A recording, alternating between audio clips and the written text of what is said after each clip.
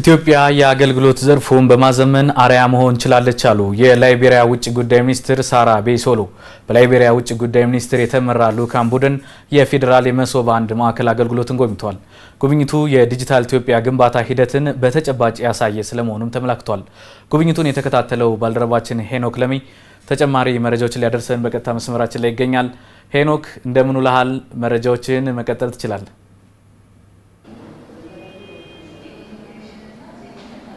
አመሰግናለሁ። ምንሽል እንዴት አርፍዳል? እንደሚታወቀው በትላንትናው ዕለት ምሽት የላይቤሪያው ፕሬዝዳንት ጆሴፍ ኑማ ቦአካይ ለይፋዊ የስራ ጉብኝት አዲስ አበባ መግባታቸው ይታወቃል።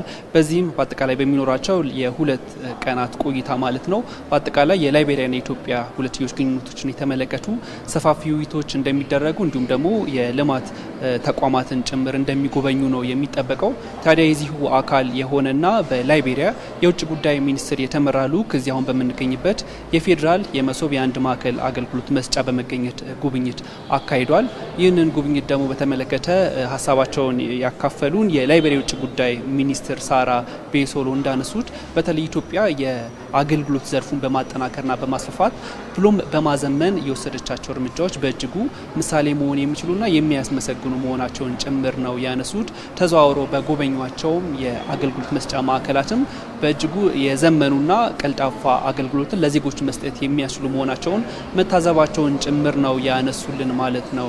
ምንሽል እንግዲህ እንደሚታወቀው የዲጂታል ኢትዮጵያ ግንባታን እውን ለማድረግ ሰፋፊ ስራዎች እየተሰሩ እንደሆነ ይታወቃል። ታዲያ የዚህ አንዱ ማሳያ ተደርጎ ነው የሚጠቀሰው የመሶብ የአንድ ማዕከል አገልግሎት መስጫ ማለት ነው። እዚህ አሁን ከምንገኝበት የፌዴራል የመሶብ የአንድ ማዕከል አገልግሎት መስጫ የጀመረው ይህ አገልግሎት በአዲስ አበባ በሚገኙ ሁሉም ክፍለ ከተሞች የማስፋፋት ስራዎች ተጠናክረው ቀጥለዋል።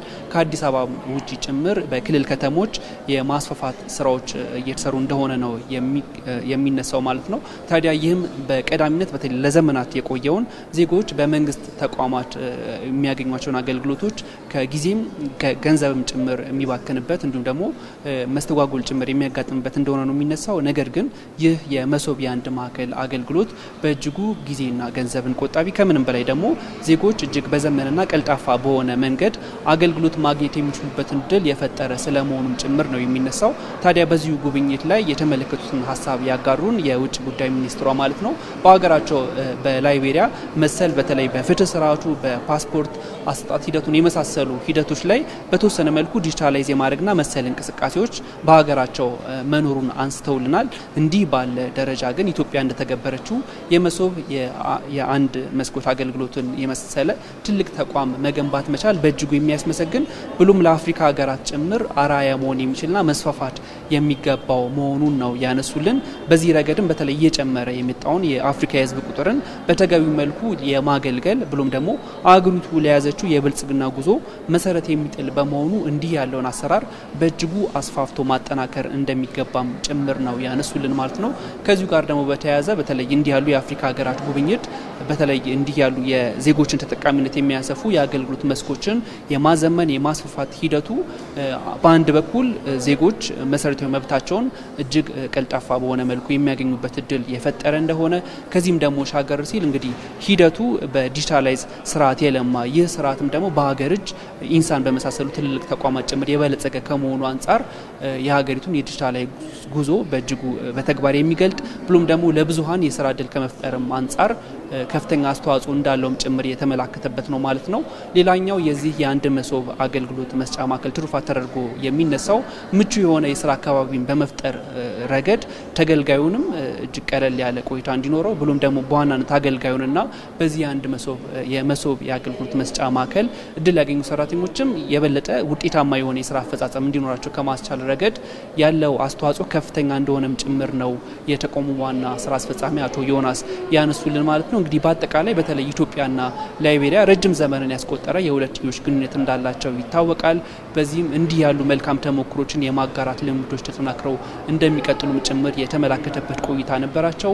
ከዚሁም ባሻገር ደግሞ እንደሚታወቀው ታሪክም እንደሚያስረዳው ኢትዮጵያና ላይቤሪያ ለአፍሪካ የቀኝ ግዛትን በመቃወም ለአፍሪካውያን የነጻነት ጮራን በመፈንጠቅ ረገድ ተምሳሌት የሆኑ ሀገራት እንደሆኑ ነው የሚነሳው።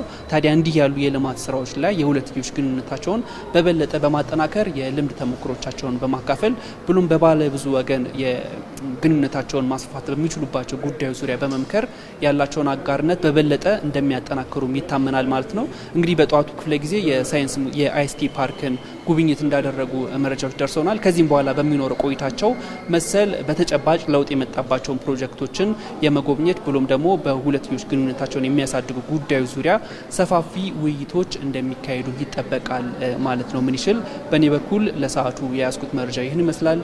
ወደ አንተ እንመለስ።